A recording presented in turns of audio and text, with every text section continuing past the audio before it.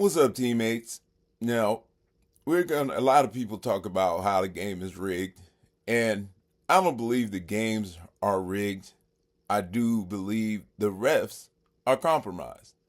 And in the meaning of that, I say the champion gets the calls. You always err on the side of the champion because if there's controversy, the controversy is much greater when the little guy beats the big guy as opposed when the big guy got the call and beat the little guy. But they'll just say it was the big guy's power. He's always winning, so that call is not the reason they won. So, as an example of that, Jordan's very last shot of his season was just a beautiful depiction of Jordan's whole career. Okay, down one, the ball is coming in. It's inbound to Jordan, of course. Jordan has it up right on the arc of the 3-point line.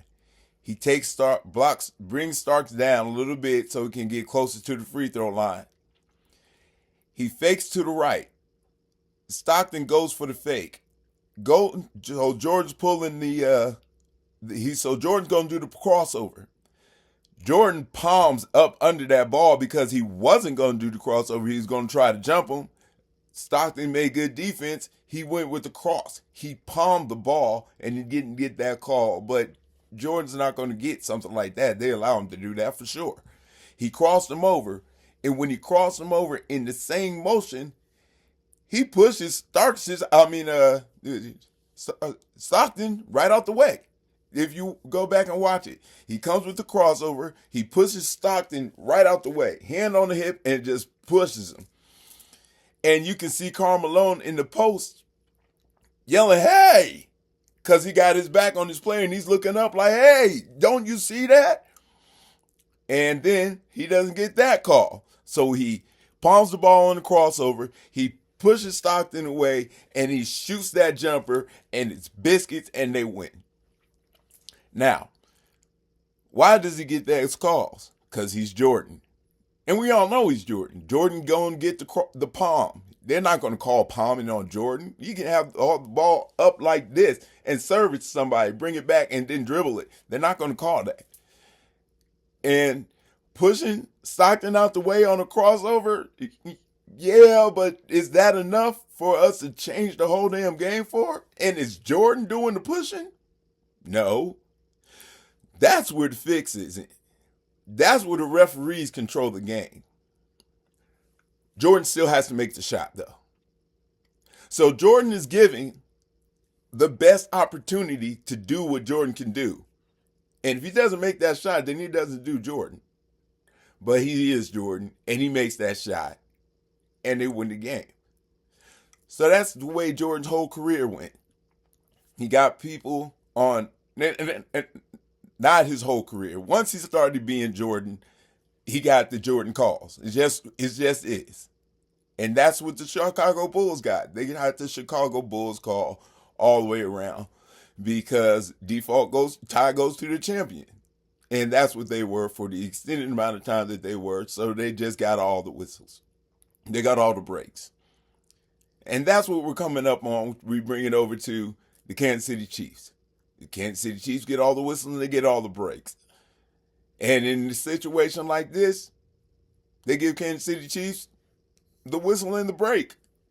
Whether it's wrong or not, if it's controversial, they can do whatever they want to, and the controversy takes care of itself. So they can get that call to the Chiefs in that type of situation because when it's come down to review, no one's going to be able to change it around. It's what they've decided, that's what it is, and it's game time. So, well, now we've addressed that. The Chiefs gets the call because the champion gets the call. So, let's go into a little bit into football rules for a moment. Everything's called dead balls and live balls. The dead ball penalties, live ball penalties. The difference between a dead ball and a live ball is the clock. If the clock is running, it's a live ball. So after you have a play and you go downfield and he gets caught, he catches on the 5 yard in and gets tackled, the ball is still running. The clock is still running. That ball is live. So you're still moving, you're still going. Now, if you throw that ball to him on the 5 yard out, once he catches that ball, he's going out of bounds. So once it goes out of bounds, the clock stops. So I would definitely am not going to try this, go over this again with this run. I've been into this one too long. We're just going to have to go to call and act like none of this happened. So back to dead ball and live ball. Once you're out of bounds, it's dead ball. The clock stopped. Once the clock stopped, the ball's dead. So no matter what happens, it's not a live play because no one's set, no one's trying to do anything. The ball is dead and it's time to get reset. And the ball goes live once everybody's reset. Now, this ball didn't go out of bounds and it wasn't coming after a timeout, but it was coming after a spike, which is a clock stoppage. So once you stop the clock, there's different penalties coming out of that clock stoppage. And if the ball is live, then the penalty would be an illegal shift. Because the ball is live, they're not going to stop the game for an illegal shift. They're going to play it through and then let whatever happens, happens. That's the way that goes. Now, if the ball is dead and you move before the game is in play, then that's a false start because you can't start the game before the other guys on the field start the game.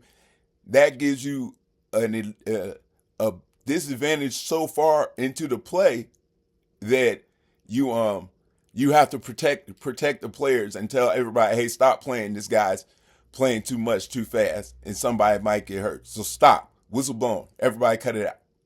Okay? So the ball's dead at that point once he blows that whistle for the penalty. So anything that happens after that doesn't count because the ball was already dead. So you can't make a live ball penalty from a dead ball. Okay? So now we understand live ball and dead ball. Clock moving, live. Clock stop, dead. Okay, so now we go to our situation in that final play. We clocked it. So the ball stopped, the clock stopped. Okay. So we're still getting up to the line of scrimmage because, okay, we stopped the clock, but you still have to move. We got to, we don't want to dilly-dally. We got to keep moving. So while we're coming up to the line of scrimmage, why are we going in for one more? Well, in my opinion, let's finish this. We'll go to my opinion on why we actually continue the play, went for it. Let's just finish with the description of why it was the incorrect call. So it's after a dead ball. We all get to the line of scrimmage. But Michael Mayer still hasn't set, and the wide receiver still hasn't set because Michael Mayer is telling him to back up. So now, Durham Parham, for whatever reason, believes that he saw Aiden give the signal for a snap. The signal for the snap, when it's a silent count, because it's a loud stadium, is that the guard taps the center waits whatever the desired count is for the play, because he'll tap them, then it'll be tap, 1, 2, hike, or it'll be tap, 1, 2, 3, hike, or tap, hike. So you do the timing to change it so the defense doesn't know exactly what you're doing. So he's waiting for that tap from the guard. And then after that, he waits the moment, whatever the timing is, and then he snaps the ball. So for whatever reason, when they were coming up there, Dylan Parham thought that Aiden O'Connell gave him the signal.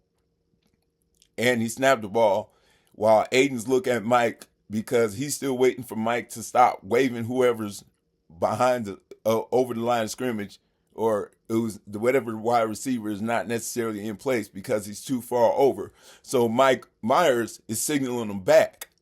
So Aiden's looking at Mike to wait for Mike to stop moving so that he can hike the ball. Somewhere a moment before that, Durham Parham thought he got the signal. Now the signal, when you're on, like I said, is the tap and then snap. But Aiden O'Connell has to give the signal to Durham Parham to let him know that it's ready to go. So if you watch the game, each snap, it goes like this. Ball placement. Aiden does this, counts the set. Aiden snap, claps, claps, clap, clap, clap, clap, all the way up until he decides he needs to hike the ball. And then the big right foot step. The big step, foot comes down. Dylan Parham sees that. He turns forward. He does the tap. JPJ feels the tap. He races for the time. Snaps the ball. Some reason Durham Parham thought Aiden gave him the sign. He gave the tap to Jackson Powers Johnson. Aiden's not looking because he's trying to get the make sure everybody's set before he hikes the ball, and the ball hits him right in the chest. And that's what happened. Aiden tried to get the fumble recovery. One of our linemen kicked the ball backwards, and Aiden wasn't. It kicked it basically right between his hands. Aiden wasn't able to pick it up. Somebody else was, and then the game was over with that. Now, where does the champion call come in? Well, there's a controversy there because you could say it's a live ball because there was the hustling. Everybody's going around and trying to do the thing. So it looks like it's a live ball because everybody's moving. So it seems like the clock would be moving because the players are moving. But everybody's just trying to get set so they can start the clock again. That's why it's a dead ball foul. But when they get to the conversation in the group with the referees, they decide that the ball was live and it wasn't a dead ball foul. It was an illegal shift. And since it's an illegal shift, you can let the play on. And then once you let the play on, whatever happens, the defense or the team who the penalty was for gets to decide from what happened in that play if they want to keep the ball or if they want to accept the penalty. The fumble was recovered by Kansas City, so of course they accept the penalty, turns into a turnover, and we lose the game. Okay, so now we understand what a dead ball is. We understand what an illegal shift and a false start is. We understand what happened in that situation as far as when it's a silent count. We understand that it's Durham Parham's key to snap the ball. You know, it's his job to watch for the foot, to go to the tap, and then we go to the spike. Durham Parham just panicked because everything was happening so fast around him that once he said set, he figured everybody was set, and you just technically like, okay, I'm ready, without thinking, is everybody ready? So he played the game a little too fast. He got frustrated in the situation. JPJ did his job he was supposed to do. Aiden was doing his job because he couldn't call for a snap and look away from the ball at the same time. He wouldn't do that. And he wasn't calling for the snap. That's just not what he would do. If he's looking away from the ball, you don't look away from the ball and call the snap at the same time, no matter how hectic the game was going, right? That's something that you do consistently all the time, every play, hopefully, 15 plays possession, right? So that wasn't the mistake. The right guard, I believe it's wrong, for whatever reason, felt like he felt like he saw Aiden give him the signal, which I don't think it is. I think he was just in the moment. He's frustrated, and not necessarily frustrated, but there's so much going on in the moment that he got excited, and once he felt he was set, I think he just like, okay, I'm ready, let's go, right? But he's not in his mind. He didn't look, okay, let's make sure everybody's ready. He's just wanted to get this going as soon as possible. So I believe that, and that's the mental mistake. If you look at it, if you can, and then now that you understand all the facets of how the rules go, how plays go, how why a team would use the silent count in that situation, why there's certain triggers, and who missed their cue for the trigger. So, and we have the understanding that the tie goes to the champion. So they could say it was a dead ball foul. They could say it was a live ball foul. They can put it if they want to. But we know it was a dead ball foul. It was a dead ball penalty. With a player in movement, you stop. The referee calls the whistle. You stop play because the moving player has an unfair advantage because we're starting the ball from a dead whistle. And that's what happens. That's how it's laid out. The champions got that call because was it a dead ball or was it not a dead ball? It's not really debatable, but they can get away with just saying that's what it was. It's not debatable. The ball was dead. You spiked the ball to stop the clock, right? So by very definition of the play, the ball is dead. So the penalty that comes after a dead ball is a different call. And the rules state that from a dead ball to a live play, if there's a illegal early movement, the referee has to stop the play because that player has gained an unsafe advantage and other players are not ready for it to happen. They alert the players and the player who made the mistake to stop now. Everything that's going to happen now doesn't matter because that guy had an unfair advantage, and we got to stop this in preparation for the safety of the players, which is what all the penalties are for, is to keep it safe for the players. So without being completely aware of how that rule works, you would either be taken in by whatever happened and just be like, oh, whatever, this sucks, or, Aiden called for it wrong and he got hit in the chest. Or if you don't know all of those things specifically, then you would see, or you could misconstrue it as Aiden made the mistake and he wasn't paying attention when the ball got snapped.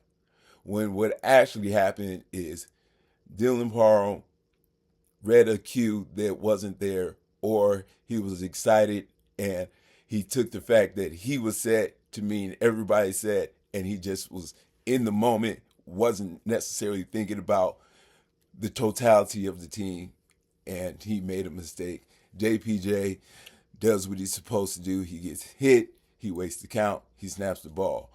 Aiden O'Connell is doing what he's supposed to do because he's supposed to make sure everybody's settled before the ball is snapped. So he wouldn't clap before everybody's settled. That's just not the way it happens. And you do it that many times a game, that's just something that you don't make a mistake on.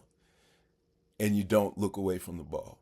Now, we know what happened. And we know what Aiden did. Okay? We know how the game goes. You and I now know the rules, what's required in this situation, what actually happens with as far as what the players were supposed to do as opposed to what they were required to do, what they did do as opposed to what they were required to do. And then how everything was turned into the way it was turned to seem like we made the mistake, the referees made the call, and it's Aiden's fault because he wasn't paying attention when the ball got snapped. And now we understand that's the exact opposite of what actually happened. The refs blew the call. They continued to play on a dead ball whistle. They let the play stand after the fact, though it started from a dead ball. They changed the rule in game, in step, gave the ball to the Chiefs and ended the game. That's the championship call. That's what your champion gets. He gets that call. So there we are. Where we are is screwed. Just like Stockton was screwed when he got pushed away and Jordan was wide open to shoot that shot. So that's the fix. That's the fix that's in. Those plays, the referees can control the game with those plays.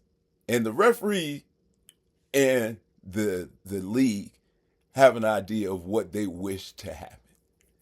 And the referees can put their thumb on the game, man. The referees put their thumb on the game. And that's just the way it is. That's why the Tuck rule happened. The referees put their thumb on the game. The money is made from the champions' merchandise purchases and the stock of the value of the tickets when the champ comes to town. So they had a dream champion in Jordan. They keep him going. We now have a dream champion in Patrick Mahomes, so they're going to keep him going. So, quick sidebar on Patrick Mahomes, because I can't. It's not that. Well, you know, F Patrick Mahomes. I'll probably like him after football's over. Once he retires, I'll give him his flowers and be cool. But I'm not going to be cool with him. F Patrick Mahomes. I mean Patrick, whatever his last name is, because this also. He's a crossover. He's a crossover little punk. That's why I don't really like him. Is because he went and got salt. And when he got his paper for Subway and for all the and all the other stuff, like, okay, enough is enough. When is he going to start doing the movie? That's his next thing. You know, it was Space Jams for the football field. You know, football jams. He's just too commercialized and it's just annoying. And then you see his face all over the place because he just needs those extra dollars and a whole bunch more attention. Whatever. If it was myself, I'd be getting the money too. I'm not saying that it's a problem. I'm saying that he's that type of champion that the league wants because they want the champion that's going to put their face out there and be the nice guy and be funny on TV and get everybody to like him. And he's that champion that he's the guy that they want to be the champion for the NFL because that's merchandise sales and high ticket costs. Which is why Brady got all the calls. Brady still had to make those throws. He still had to find those red gloves and hit them. He knew the target. Why everybody never figured that the frick out, I don't understand, but I've talked about that before. The great ones still have to do their jobs. The referee's job is to make sure the great ones do their job. And that's where it goes. And that's why we got screwed on the call. But none of it was Aiden O'Connell's fault. None of it was Jackson Powers Johnson's fault. And it's all Durham Parham's fault. I mean, that's it. It's basic, it's sure, it's flat. If you watch and you know, there you go. So, we got screwed. It's basically, it took me 23 minutes to tell you we got screwed. But now you understand what it means to be screwed, why we got screwed, and why it happened, and why it's not Aiden O'Connell's fault. So, now we know what he didn't do. Let's talk about what he did do. What does a good quarterback do when it comes to press conference? What does a good head coach do when it comes to press conferences, especially after the loss? They take the blame. They step up. They say, you know what? I effed it all up. They did that and they did that and they did that. And the whole thing went beautifully. But then when it came time for the flowers to be delivered, I dropped it right in front of the bride. That's what you're supposed to do. Like, ask Gardner Minshew. Check him out. Even go back and look. After the games. So, Gardner, what do you think went on out there? He threw 3 interceptions is what's going on. That's why they lost. He can get up there and say, well, we turned the ball over too many damn times. I'm the one who threw all the interceptions. And then I had the nerve to fumble. So I got nothing to say, but it's all my fault. You never heard Gardner Minshew say that, even close to that. It was always, oh man, we gotta, look at the film, man, and man, once we all get together and check out the film, the coaches, and everybody, man, we'll all get together, man, and we'll try to figure it out. You know what I mean? And yeah, man. I'm just going to mention that I'm so calm and cool that like you guys should all just relax on the fact that I keep turning the ball over and that I stink and just say, Gardner's a cool guy. He just keeps turning the ball over, but it's all right. You can't expect too much out of him, man. He lives in a van. Anyway, off that tangent, we'll go back to the reason we got screwed and the reason I'm saying Aiden O'Connell is a team leader. Because what did he do? He got up there and said it was all my fault. Aiden, I'm not, Aiden is a straight up dude. Aiden is the type of dude that doesn't want to tell a lie, in my opinion, based on what I've seen and as far as his character goes and how he conducts himself off field. But what he did was go up there and lie to the world.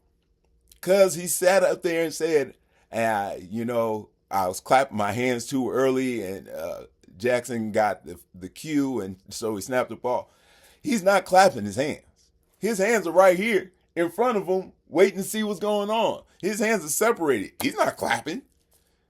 And anyway, even if he is clapping, that's not the signal. When we go with a silent count, the other signal can be, or the signal that Parham is supposed to get is the knee raise. Aiden's supposed to do the stomp. Parham the tap. Jackson Powers hikes the ball.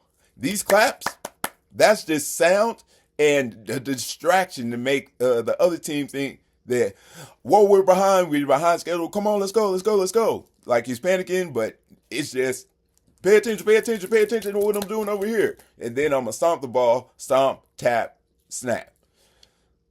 But Aiden didn't get up there and say, oh, there was some type of communication error, man, and we'll look at it on film to see exactly how that happened, man. And man, it's just one of those things, man. It's football, it will bounce your way, man, and sometimes, man, it'll bounce somebody else's way. You know what I mean, man?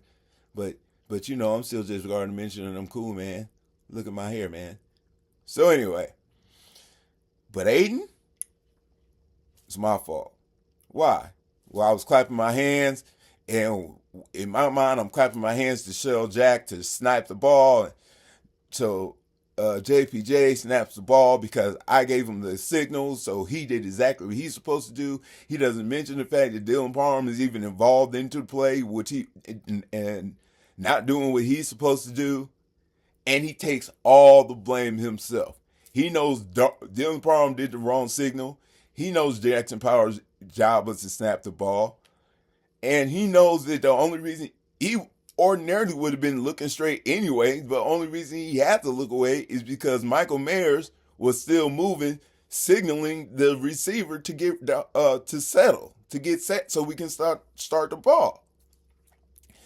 And that's what happened. Mistake, snap to the chest, fumble, call, whistle, signal, conversation,